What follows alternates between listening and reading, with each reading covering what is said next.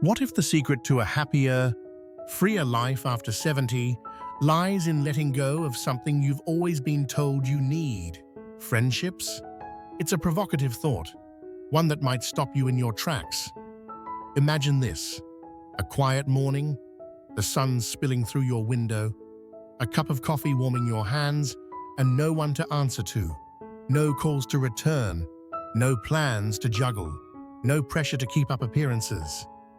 For years, society has drilled into us that a bustling social circle equals a life well lived. But what if, as the years pile up, that script flips? What if the key to thriving in your later years isn't found in crowded rooms or endless conversations, but in the peaceful embrace of your own company? As we age, something subtle yet profound happens. Our priorities shift. The things that once felt like oxygen, like maintaining a sprawling network of friends, start to lose their grip on us.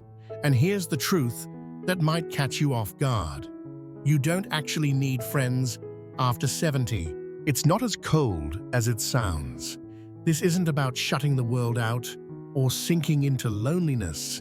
It's about stepping into a new kind of freedom, one where your well-being takes center stage, unburdened by the expectations and obligations that friendships can carry.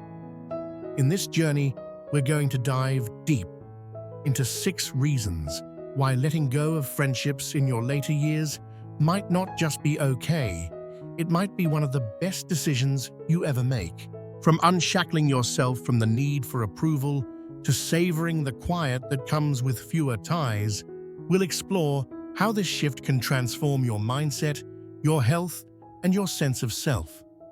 Stick with me until the end, because what you discover might not only liberate you, it could redefine how you see your golden years. Let's begin. Number 1, you no longer need to prove yourself to anyone. Picture yourself at 25, standing in a room full of people, colleagues, acquaintances, friends, your laughter a little too loud, your smile a little too wide, all to ensure you fit in. Back then, friendships were a proving ground, a way to measure your worth against the nods and approvals of others. You might have stayed late at parties to be seen, swapped stories to be liked, or bent over backwards to keep everyone happy. It was exhausting, wasn't it? Now, fast forward to 70, that frantic need to belong has faded, like a song you used to love but can't quite remember the tune to. One of the most liberating reasons you don't need friends after 70 is that you've outgrown the phase where social validation defines you. By this age, you've built a life, a career, a family, a legacy stitched together by decades of choices.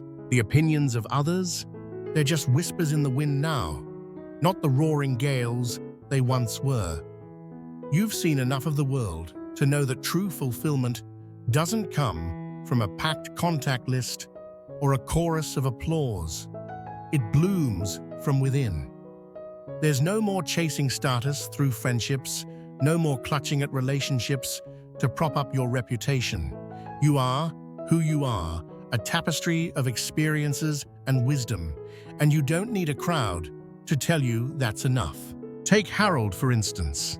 At 72, he's a man with salt and pepper hair and a quiet demeanor, the kind of person who spent his life climbing the corporate ladder in a bustling city. For decades, his world was a revolving door of colleagues, clients, and so-called friends, people he golfed with, dined with, laughed with. But those ties, they were fragile, built on the shaky foundation of convenience. When he retired, the phone stopped ringing. At first, Harold felt a pang of loss. He'd sit by his window, watching the world go by, wondering why no one reached out. He even drafted texts, his thumb hovering over send, desperate to rekindle those fading connections. Then one crisp autumn day, as leaves swirled outside, he stopped. Why, he asked himself, Am I chasing people who only knew me as Harold from the office? Why pour energy into bonds that were never truly his? Instead, Harold turned inward. He dusted off an old guitar he hadn't touched since his 20s, its strings brittle but eager to sing. He started taking slow walks through the park, noticing the way the light danced on the pond. Details he'd missed in his rush to be social. For the first time in years, he didn't care if anyone liked him. No more forced small talk over lukewarm coffee. No more pretending to laugh at tired jokes. He was free to live for himself. And in that freedom, he found a joy he hadn't known he'd lost. That's the gift of this stage. When you stop seeking validation, you reclaim the energy you once spent on others. You don't need to prove yourself anymore. The only approval that matters is the one you give yourself. Number 2, peace becomes more valuable than socializing. Close your eyes for a moment. Imagine the hum of a crowded room, glasses clinking, voices overlapping, the air thick with chatter.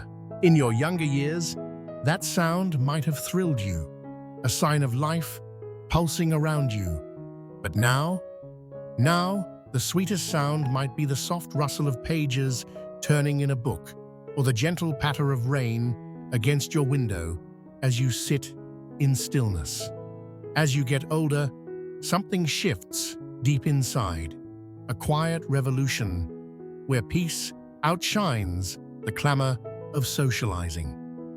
It's not that you hate people, it's that you've started to crave something more precious than company: calm.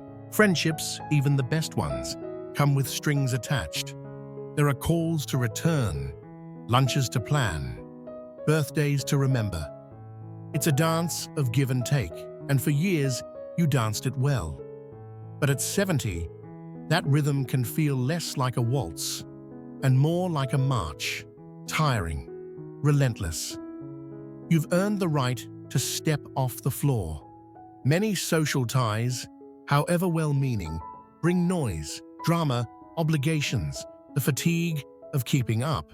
And after decades of juggling it all, you begin to see that peace isn't just nice to have, it's essential. Consider Margaret, a 74-year-old woman with a warm smile and a closet full of floral scarves she's collected over the years. In her prime, she was the queen of connection.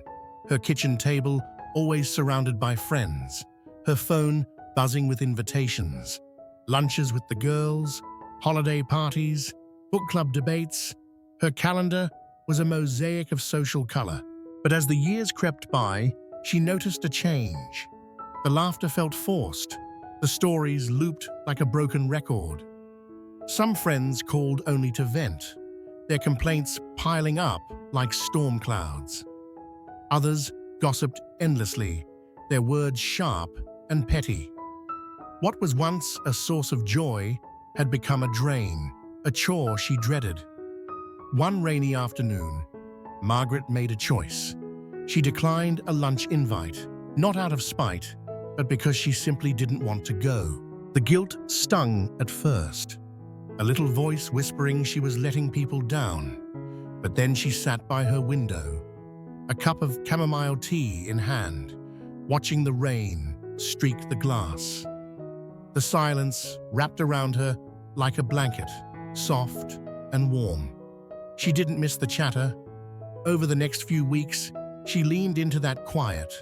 Long walks through dew-kissed fields, hours lost in novels she'd shelved for years, mornings spent tending her garden, coaxing roses to bloom. Solitude wasn't lonely, it was a sanctuary. She realized she didn't need to fill her days with voices to feel alive. Peace, she found, was a companion all its own, one that asked nothing of her and gave everything in return. That's the beauty of this age. You're no longer bound to the social treadmill, running to keep up with expectations. You can choose calm over chaos, stillness over noise.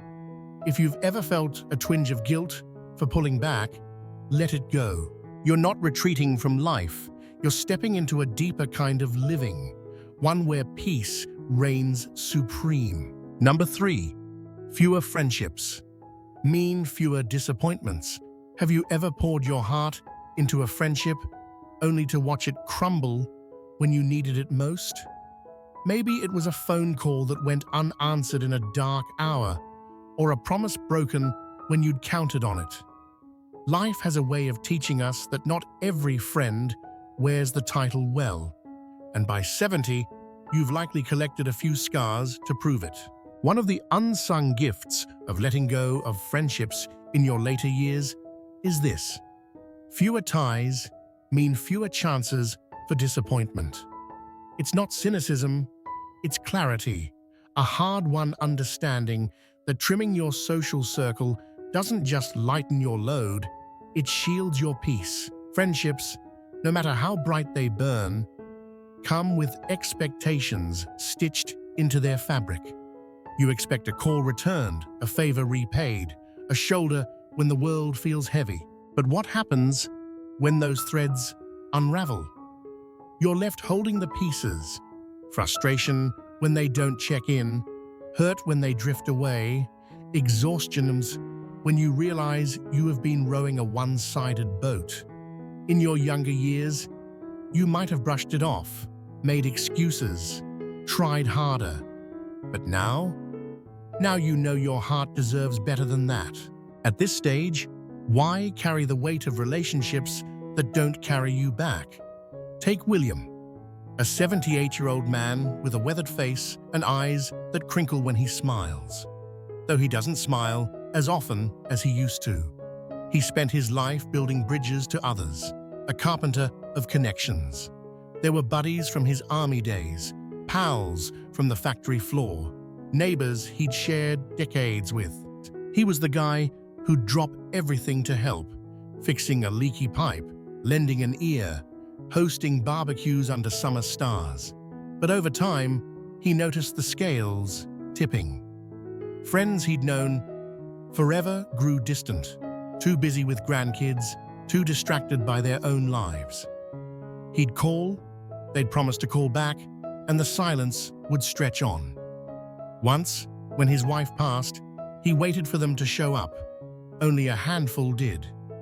The sting of that absence lingered. At first, William blamed himself. Had he said something wrong? Was he too needy? But one evening, sitting on his porch with a glass of bourbon, the truth settled in like dusk. He hadn't changed. They had. Or maybe they'd never been what he'd hoped. So he stopped reaching out. He let the phone sit quiet, let the invitations fade. And something surprising happened. The disappointment faded too.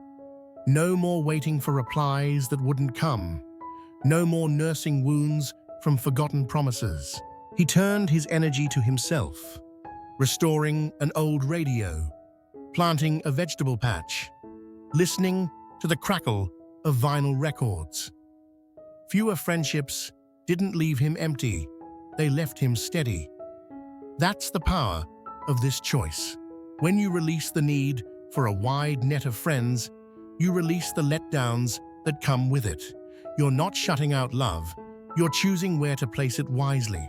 Quality over quantity becomes your compass, guiding you to the handful of souls who truly matter, whether that's family, a lifelong confidant, or just the quiet strength of your own spirit. So if a friendship has ever left you feeling more drained than cherished, know this: it's okay to let it go. You've earned the right to a life with less heartbreak. Number 4, your time becomes more precious. Time slips through our fingers like sand, doesn't it? In your 20s, it felt endless, a vast desert stretching out, each grain a chance to laugh, to connect, to fill with noise and faces. You'd spend hours on the phone, nights at gatherings, weekends, weaving a tapestry of social threads. But at 70, that desert narrows to a stream, each drop glistening with value. You start to see time for what it is, your most precious currency. And when you grasp that, you become fiercely selective about how you spend it. Friendships, even the good ones, demand a slice of that treasure. Calls to make, plans to keep, energy to give. But here's the question: is every slice worth it? At this age, you've danced through enough seasons to know what lights you up and what dims your flame. Some friendships feel like habits, old coats you wear because they're familiar, not because they still fit. Others are obligations, tugging at you with guilt rather than joy. You've got the right to pause and ask, does this add to my happiness, or is it just another tick on the clock? Because after 70, every moment is a gift, and you've earned the freedom to unwrap it however you damn well please. Think of Richard, an 82-year-old with a shock of white hair and a laugh that rumbles like thunder when he lets it loose. Once, his life was a whirlwind of social color: dinner parties with clinking glasses, golf outings with rowdy banter, long phone calls, catching up on gossip. He loved the bustle, the sense of being needed. But as the years piled on, that bustle started to weigh him down. Conversations that once sparked joy turned into marathons of complaints about health, about kids, about the weather. Gatherings he'd once craved felt like chores, the small talk a script he'd memorized. One Sunday, stuck at a lunch where the soup was cold and the whining was endless, he had an epiphany: I don't want this anymore. So Richard rewrote his days. He stopped saying yes out of reflex and started saying no with purpose. Instead of pouring hours into social upkeep, he poured them into what fed his soul. He'd sit by the river with a fishing rod, the water's ripple his only companion. He'd lose afternoons in the library, tracing history through dusty pages. He'd tinker in his shed, building birdhouses he'd never sell, just for the joy of the craft. And the kicker? He didn't miss the noise. His time became his own, a canvas he painted with colors he chose. Loneliness didn't creep in. Fulfillment did, rich and deep. That's the magic of this shift. When you let go of friendships that don't spark joy, you don't lose, you gain. Time becomes yours again, to savor, to stretch, to fill with what matters. So if you've ever felt trapped by a social calendar you didn't sign up for, ask yourself, how do I want to spend my time? Because at 70, you don't owe it to anyone but you. Number 5, true companionship comes from within. What if the greatest friend you'll ever have is the one staring back in the mirror? It's a radical idea, one we're rarely taught. From childhood, we're pushed outward.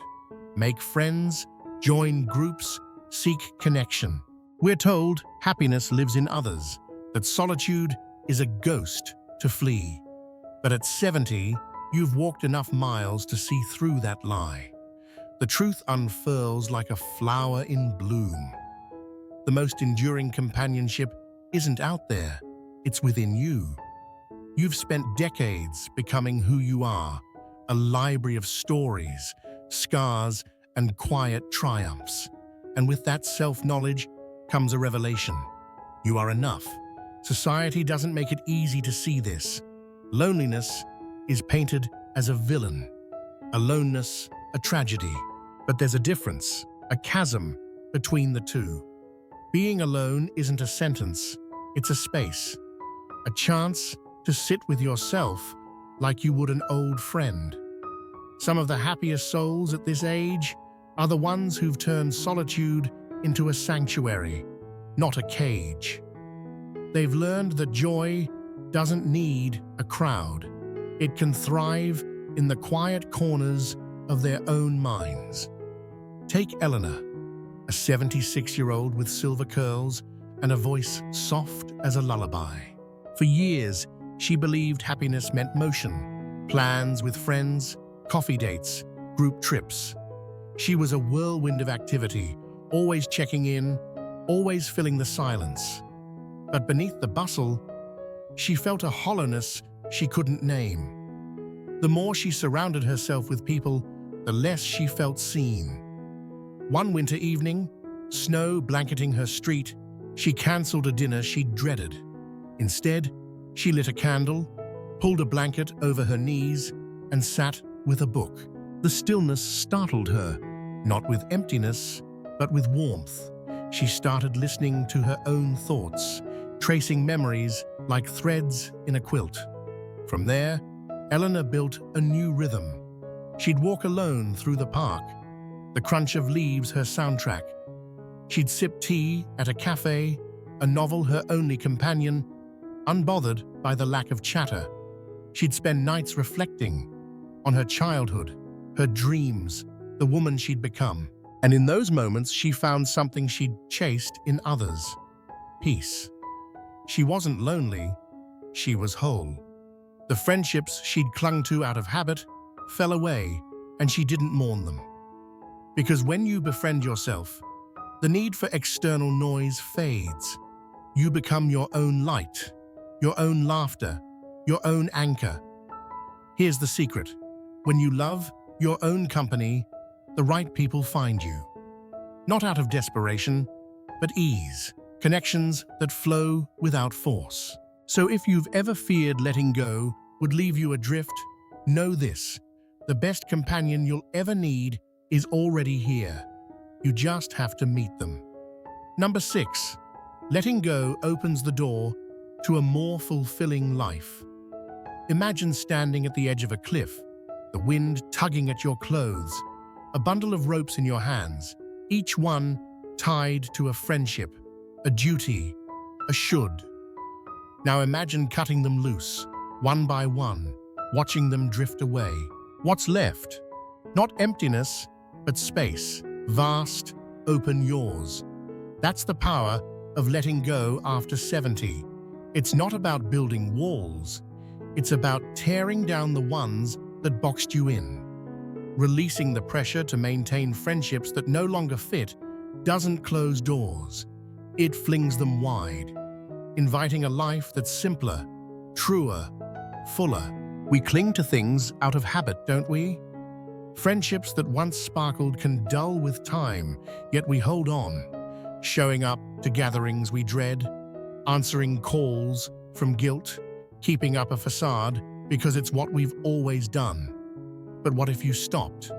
What if you gave yourself permission to shed what weighs you down and chase what lifts you up? That's where the magic happens, where life stops being a checklist and starts being yours. Consider James, a 79-year-old with a lopsided grin and hands rough from years of gardening. He used to think staying social was the key to a good life. He'd call old buddies, plan reunions, keep the threads of his past alive. But those threads grew brittle. Conversations looped, same complaints, same nostalgia. Gatherings felt like reruns of a show he'd outgrown. One spring day, weeding his flower beds, he realized he was tired, not of the dirt, but of the effort to stay connected. So he let go. He stopped forcing calls, stopped filling his days with noise he didn't need. What came next was a revelation. James traded coffee clutches for mornings with the sunrise, watching it paint the sky over his roses. He swapped group outings for solitary hikes, the earth solid under his boots. He dove into learning. Podcasts on history, a sketchbook for doodles, a guitar he taught himself to strum. The weight of expectation lifted, and in its place grew a lightness he hadn't felt in years. He wasn't isolated. He was alive more than ever, because his days aligned with his soul, not someone else's script. That's the promise of letting go. It's not loss, it's gain. Space for the small joys, the quiet victories, the peace of living on your terms. You wake to mornings unhurried, savor hobbies without interruption, feel the steady beat of your own contentment. Fulfillment doesn't come from a guest list. It comes from a life that feels like home. So if you've ever felt tethered to friendships out of duty, ask, what would I do with this freedom? Because once you cut those ropes, the view and the life is breathtaking. Final thoughts. Let's pause here at the end of this journey and breathe. The idea that you don't need friends after 70 isn't a sentence to solitude. It's an invitation to liberation. It's about shedding the shoulds that have shadowed you, choosing peace over pressure, and stepping into a life that's yours alone to shape. We've walked through 6 reasons why this shift can spark joy. Freedom from validation, the embrace of peace, the relief of fewer letdowns, the gift of time, the companionship of self, the fullness of letting go. What hit you hardest? Maybe it's the thought of quiet mornings uninterrupted, or the permission to say no without guilt. Maybe it's the realization that you've been enough all along. Think about it. Where are you holding on too tight? Are there friendships you've kept out of habit, draining you more than they fill you? Or have you already tasted the sweetness of your own company, wondering why you didn't claim it sooner? This isn't about turning your back on the world. It's about turning toward yourself with kindness, with courage. I'd love to hear what stirred you. Drop a comment below. Tell me one thing that clicked, one way you'll carry this forward. Your voice matters, and it fuels this space we share. If this resonated, if it lit a spark or soothed a doubt, give it a like, hit subscribe, share it with someone who needs it. Your support keeps these stories alive, lighting paths for others. Thank you for being here, for walking this with me. Until next time, here's to living free, full, and true at 70 and beyond.